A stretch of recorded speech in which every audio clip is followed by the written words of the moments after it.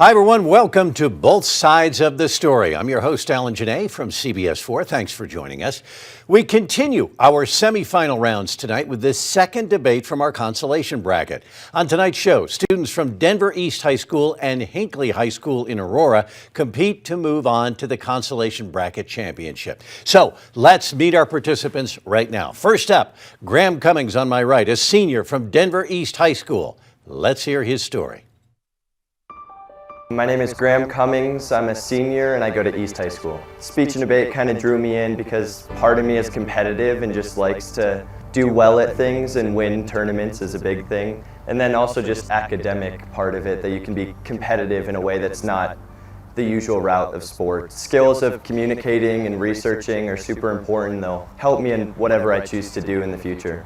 Graham works incredibly hard. He's a quiet leader. He wants everybody in the room to feel like they belong there. Anytime he does a round, he comes and asks questions, he shares information, and then he takes that back to the team and really tries to foster relationships with everybody, and is just such a natural leader. Advice I would give to people that are new into speech and debate is that it's going to be hard and you're going to hate every part of it for the first year or two, and that there will be a lot of losses and a lot of people that will be better than you, but you will see improvement if you keep trying.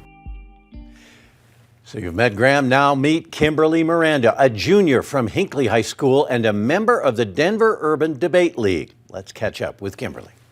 Hi, my name is Kimberly Miranda. I am a junior. I go to Hinkley High School. I decided to join because speech and debate is very interesting to me. Also, I talk a lot. I just wanted to learn how to be in speech and debate and work with my coaches, my teachers, and other students as well. My most interest and topics to work on are probably issues going on in the world and how to fix those, and research that can come with those, and just make the world a better place. I am interested in the filmmaking industry. I want to be a director and see my vision come to life and have that vision on a big screen someday that other people can watch. In class, she's personable, she's hardworking, she gets along well with other students, and she knows how to ask good questions, but also help other students that might need a little more help. Her strong side is she's well-spoken, and she presents her ideas and her opinions very clearly. I want to help my family in the future because I know they've gone through so much. They inspire me a lot, and they've given me a lot of opportunities,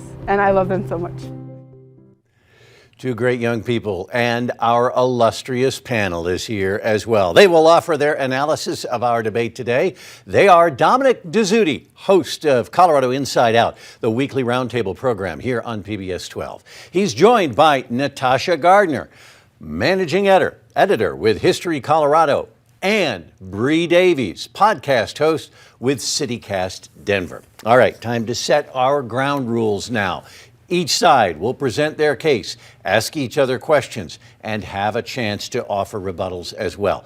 Both students have prepared a pro and con case for tonight's debate. They won't know which side they'll defend until we have a coin flip right here in our studio. When it is finished, we'll go to our illustrious panel for their questions, and we'll find out whom they felt offered the best arguments. So let's get started. Here's the issue up for debate today. It is resolved. Affordable housing is the #1 problem facing the state of Colorado. Of course, we'll have an affirmative, we'll have a negative. Let's have our coin flip. We'll get it underway. Graham, you're on my right, you're on stage left.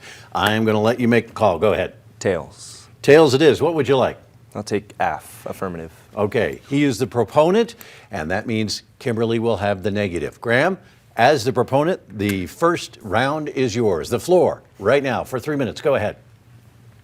I affirm the resolved. Affordable housing is the #1 problem facing the state of Colorado. My first contention is financial stresses. Currently, housing prices are skyrocketing, leaving low-income individuals being forced to pay rates that they simply cannot afford. A 2021 CPR article finds that right now, Coloradans have to earn $27 an hour to afford rent, and the state's minimum wage is set at just over $12 an hour. That $15 gap means that many Coloradans are living on the edge of homelessness and making agonizing choices between keeping a roof over their heads or seeing a doctor and eating a meal. Those living off minimum wage cannot keep up with rising housing prices, leading to a massive increase in families that are cost-burdened. One 2018 affordable housing study found that there has been a 36% increase in the average median rent over the last 5 years. A lack of inventory and increased demand have been key contributors to rising rent costs, causing rent to become unaffordable in various regions across the state. In fact, 50% of all Colorado renters are cost-burdened, paying 30% or more of their household income towards rent. At the point where nearly half of all Colorado renters are feeling some degree of financial stress, this issue needs to be focused on. Sadly, there is little to no assistance being given, and COVID-related policies are being cut. AP News in 2021 describes how Colorado's Governor Jared Polis joined other states in halting evictions during the early months of the pandemic, but he allowed the order to expire in 2021. Low-income families and individuals are currently being left without assistance as programs to provide housing aid are being cut. Additionally, if laws to lower property taxes such as Proposition 120 are passed, funding will continue to decrease for affordable housing efforts. The first impact is homelessness. Drastic rises in housing prices are expectedly followed by increases in homelessness. This is the exact trend we are seeing in Colorado right now. A 2021 study by the Common Sense Institute finds that the City of Denver saw a 25% increase in its homeless population between 2017 and 2020, and a greater increase is expected to be seen because of the devastating impacts of the COVID-19 pandemic. Homelessness is a cyclical problem, as once someone loses the stability of housing, it is nearly impossible to recover. The most probable solution to this is to provide fair and affordable housing to low-income individuals. The impacts of expensive housing are not always as extreme as homelessness, however. The financial burdens that high prices put on low-income families are massive. The Housing Forward organization finds that children in stable housing do better in school and are less likely to experience disruption in their education. Additionally, decent affordable housing leads to improvements in both mental and physical health. Affordable housing also frees up funds within families' tight budgets to spend on healthcare and food. Studies have shown that children whose parents receive housing assistance benefit from better nutrition. A higher focus on affordable housing by the Colorado government would see better nutrition, increased education, and improvements in the overall health of families in poverty. Graham, thank you very much. Okay, Kimberly, right now you have 2 minutes for questions and cross-examination. Go right ahead. Okay, so can you state can you summarize your 3 points?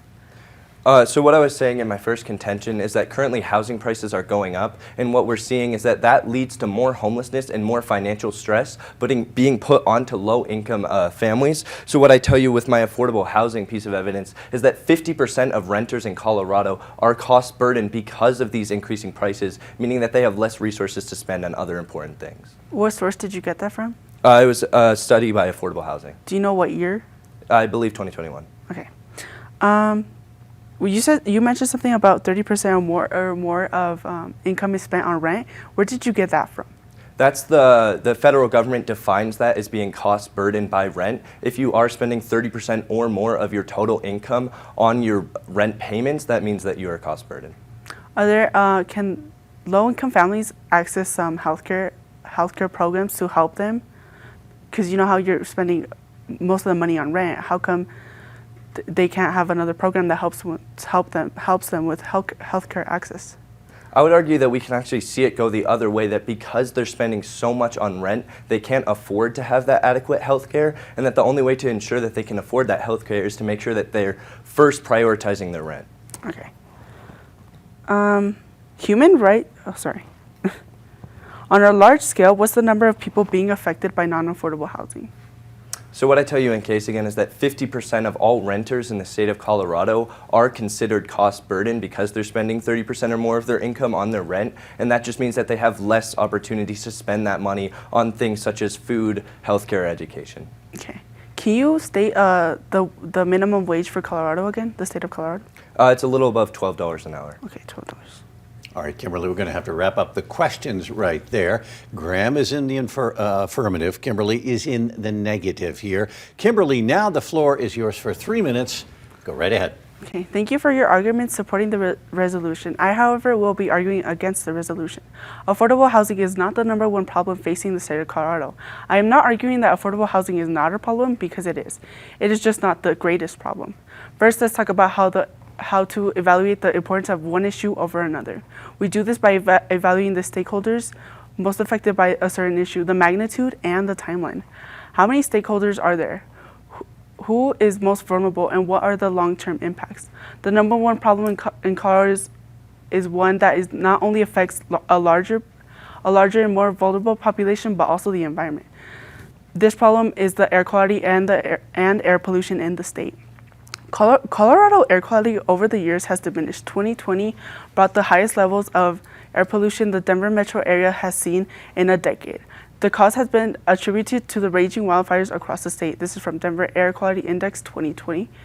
Other factors that contribute to poor air quality include pollution coming from fossil burning big box companies, overconsumption of non-eco-friendly products, use and production, and increased heat forming when the weather is warmer and there's more ultraviolet radiation.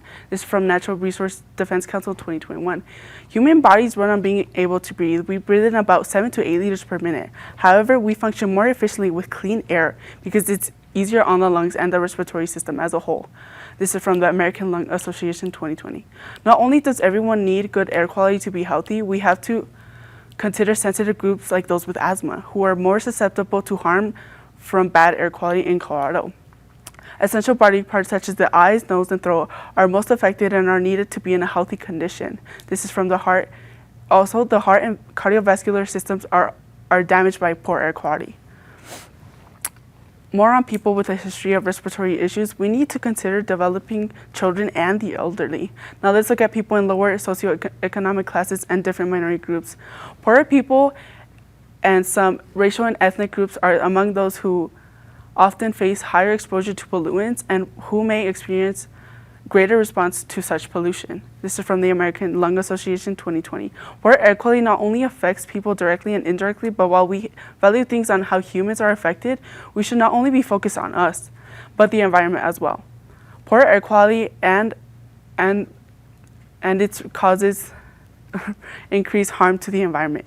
It can contaminate the air, the water, soil, and harm animals. It increases global warming and ozone levels, which can cause acid rain and severe weather. This is according to National Geographic 2021. Yes, these impacts to the environment also have a negative effect on humans in the long term, but the environment and Earth itself have value outside of what they can provide for humans. This should be into a greater consideration. Air quality is a big part of a healthy environment. Poor air quality is the number one issue in Colorado because it not only affects everyone to some extent. It is especially detrimental to vulnerable populations and the environment. Kimberly, thank you very much on both sides of this story today. Affordable housing is the number one problem facing Colorado. Graham says yes, Kimberly says no. Graham, you now have 2 minutes for your questions and cross-examination. Go ahead. Would you say that people in poverty have the time to be thinking about air quality and the effects of that when they're being burdened by the cost of rent and they have to think about where their next meal is coming from or how they're going to pay for health care? Well, yes, because if you're not healthy, you're just worried. Also, 90.5% of all Coloradans had some sort of chronic conditions, heart disease being number one, which just goes to show that most of the time people are in hospitals or trying to get treatment. Also, each summer, kids in Colorado suffered 32,000 asthma attacks linked to oil and gas smog populations, which just goes to show it's affecting young kids in the city, which we need to focus on to better that. Also, 14.6% of the population smokes here in Colorado. So that's 832,200 people in total. So do you think low-income families or families that are living off the minimum wage have the resources to get the health care, get the adequate medical attention in order to stop these bad effects? Well, even if affordable housing is a problem, it's just not the number one problem. We have to focus on air quality and air pollution because that's just getting worse and worse every year. Heart disease is the number 2 killer in Colorado, and that is according to the American Heart Association. So you can see that, a big percentage of Colorado is being affected by the smog and the air pollution. And would you say that, policymakers in Colorado should prioritize keeping people out of poverty and keeping people from being homeless, or this like adverse air quality? Well, those in poverty, mostly like the minorities, they're affected more by the smog and the air pollution and the air quality. All right, Graham, thank you very much. I'll have to wrap up the questions right there. However, now you have 2 minutes for a rebuttal. Go ahead.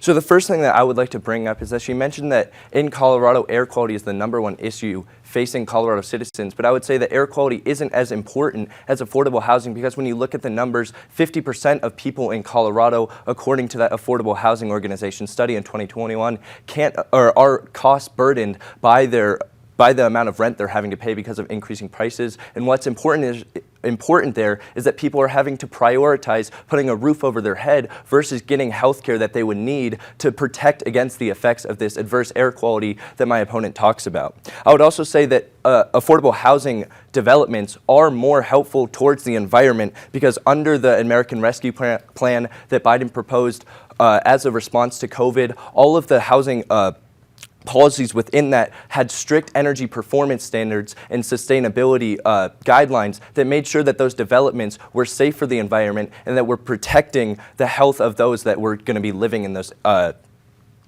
those buildings. I would also say that if people people in poverty don't have time to be thinking about things such as air quality or the effect on their lungs when they are constantly thinking about how they're going to be paying for the rent, how they're going to be affording to live in the city where rent keeps on increasing.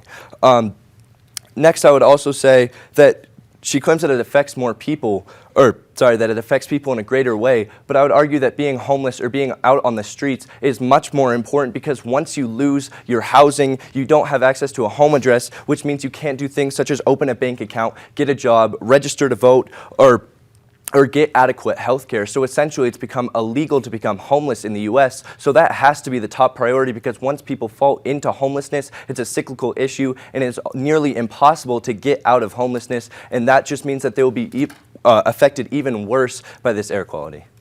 Graham, thank you very much. And now, Kimberly, you have 3 minutes to respond and close. Go ahead. This debate is not how to solve these problems, just to show what is the #1 problem in Colorado, which is air pollution and the air quality that has diminished over the time. It's getting worse and worse and affecting everybody. Affordable housing just affects humans. What about the environment? What about the animals? What about the water, soil, stuff like that? You have to take in consideration all of the things around us. If we just believe that we should fix things for ourselves, that's just being selfish. Air quality and air pollution affects all of us, like I said. Affordable housing just affects the humans.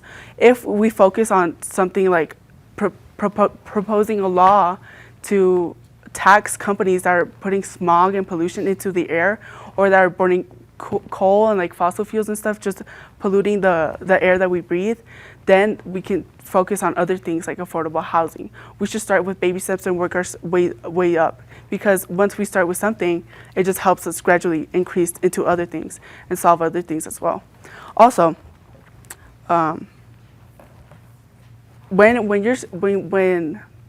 since a lot of people have cardiovascular issues and heart issues and respiratory diseases, that's very hard to manage day by day. So you're just constantly in pain, constantly trying to get the medication, which is why Colorado should provide services for respiratory diseases and stuff, and cures and research into that. We should just stop polluting the air and contaminating it, because it's going to affect us all. It's going to affect the humans, the environment, the animals, the water, everything that's around us. We all need to work hand in hand. We can't just keep taking from the earth. We need to, work with it and just thrive off of each other. Also, I would like to mention that solving the air quality would just help us, would benefit all of us. Like I said, it's going to benefit humans, animals, environment. And we just have to educate people on how to stop polluting the earth and get better air quality. Kimberly, thank you very much. And now, Graham, you have 1 minute to close. Go ahead. The most important thing you're going to be looking at here is that homelessness is a problem that is increasing in the status quo and that is going to continue to increase as the effects of the pandemic will be felt more. What I tell you with my Common Sense Institute piece of evidence is that homelessness has increased 25% from 2017 until 2020, and that also Governor Jared Polis has stopped the eviction ban from the pandemic, just meaning that those that are in unaffordable housing or that are feeling cost burdened are going to be more impacted by their rent in coming months. I would also say that having this stable housing stops the root cause of these health issues that my opponent brings up. When you don't have to worry about the cause of your housing, as I mentioned, it brings up more opportunities for education, for health, and for better nutrition, meaning that the effects of bad air quality won't be felt as much. Graham, thank you very much. Affordable housing is the #1 problem facing the state of Colorado. Graham's been in the affirmative. Kimberly has proposed another answer. Dominic, there are very significant problems with housing, but other things too. Let's go to our illustrious panel. Dom, what do you think? Alan, you're absolutely right. This is a big issue among many that are being debated, whether it's a city council or state legislature or beyond. And Graham and Kimberly, you have done a fantastic job. But as we say, your job is not over. Now it's time to get some questions from our judging panel. Bree, why don't we start with you with your first question for Graham? Sure. Graham, is there any studies or research that can show how housing could protect people from bad air quality in any way? So I don't have anything specifically pertaining to bad air quality, but what I do have is the Housing Forward organization and their study that proved that overall having stable housing leads to better health effects. And also I think that once you're inside of a stable home, it leaves you more protected from outside bad air quality if you're living within a home that has the adequate developments to provide air purification or to have higher air quality within your home. Natasha, your question for Graham. Hi, Graham, thanks for your comments today. Throughout your discussions, you talked quite a bit about finances, affordability, and being able to do things. Is perhaps wages and addressing that topic perhaps a more important issue than housing? Yeah, as I mentioned in the beginning of my case, the minimum wage in Denver is not high enough to support the rising housing market, but I don't think that's the root cause of the issue because we never saw that before the recent rise in housing prices. So what we're actually seeing is that the rise in housing prices is what's causing the minimum wage to not be enough, and it's not that the minimum wage was never enough. But I do think that either way, if we were to increase the minimum wage, it would help. Kimberly, it's your turn. Let's get some questions for you. Bree, you're first up. Kimberly, I'm thinking about our unhoused population and wondering, wouldn't affordable housing or the option for it protect folks who are normally out on the streets in some way by having somewhere to go where they might have an air purification system or some other way to protect themselves? Yes, of course. When you're in housing, you're obviously protected by the air pollutants. But like I said, just air pollution just affects everybody as a whole, and the environment. What about the environment? Why are we just protecting humans in the first place? And Natasha, your question for Kimberly. Kimberly, thanks for your comments today as well. One thing that's interesting to me is you present an alternative matter that Colorado should focus on, but what about other topics? And in front of mind for me might be the pandemic today. Like I said, we should just, because it's really hard to solve a big problem. We need to work our way up and just see what works and what doesn't. But we're just trying to see what is the #1 problem. But we need to get more resources and more education to solve these problems. And by doing that, we need to educate, advocate and tell people what's going on. And I greatly appreciate the challenge our students have taken on today. A value debate like this might seem easy for our folks at home, but take on the same question yourself. You'll see the kind of great job they've done. Alan, give us a couple of minutes. We'll try to figure this out. There's a lot of perspective on this one, isn't there? We're going to give our illustrious panel a moment to consider whom they felt won this debate. That gives me a moment to let you know that this is part of our expanded season of Both Sides of the Story. Next week, we're going to kick off the semifinal round in our winners bracket with students from Cherry Creek High School and Mountain Vista High School. You don't want to miss that one. All right, panel, a big issue. Is it the biggest? And how did our students do? Let's get your decision. Go ahead, Dom.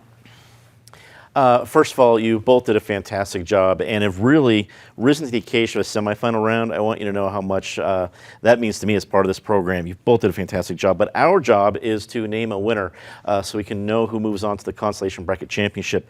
Graham, we decided that you won this debate based on both how you addressed your opponent's argument, how you adapted and answered questions, but we also want to make an important point here. Kimberly, your presentation and particularly the passion involved was not only appreciated but admired by the judging panel. So you both did great.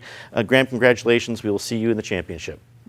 It's good to have fans, isn't it, Graham? Congratulations to you. You're now going to move on to the Consolation Bracket Championship. That comes up on the 10th of December. Kimberly, we're going to see you next time in the third place match on November 26th. You both gave our viewers a wonderful debate tonight. Both of you should be very proud. We're proud of both of you and glad to have you here.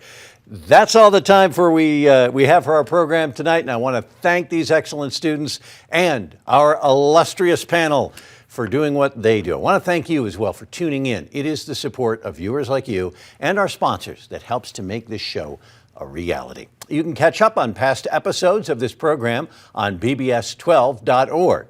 And you can catch me on CBS 4 for all of the latest news and information impacting Colorado. For everyone here at PBS 12, I'm Alan Janae. Thanks for watching, and that is Both Sides of the Story.